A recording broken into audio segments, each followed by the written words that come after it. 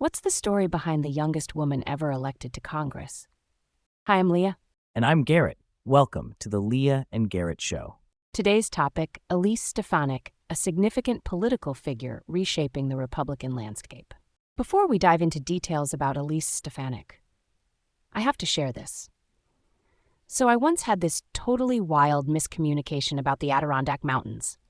I was planning a trip and somehow ended up booking a hotel 2 hours away. You know, Elise's district covers the Adirondacks, and I can only imagine how juggling the needs of such a diverse area gives her a unique perspective in Congress. That's hilarious. And yeah, it's a region with a bit of everything. Tourism, agriculture, even parts that dip into the suburbs.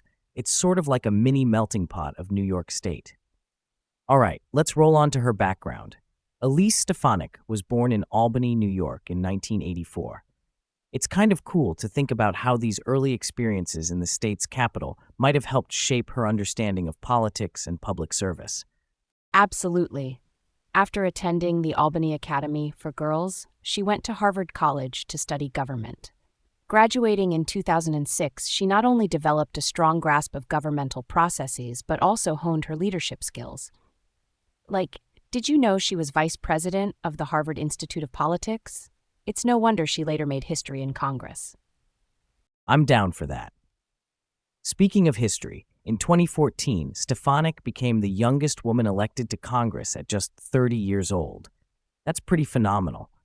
Her early roles included working in the Bush administration, which offered her a first-hand glimpse into policymaking and the workings of Washington. Totally get where you're coming from. Not to mention, she founded the American Maggie blog in 2009, promoting conservative values and encouraging young Republican women. It shows her dedication to amplifying female voices in politics early on. Yeah, and her experience expanded when she managed new media for Tim Pawlenty's presidential bid. All of this set the stage for her own campaign in 2014, where she capitalized on an opening left by Bill Owens's decision not to seek re-election. Let's unpack this. Her victory that year really showed her appeal to a diverse group of voters, right? But what's intriguing is her transition over time from being known as a bipartisan figure to a staunch Trump supporter. It's like a political coming-of-age story that has so many layers. That's a solid point, Leah. And it brings us to a big question on everyone's mind.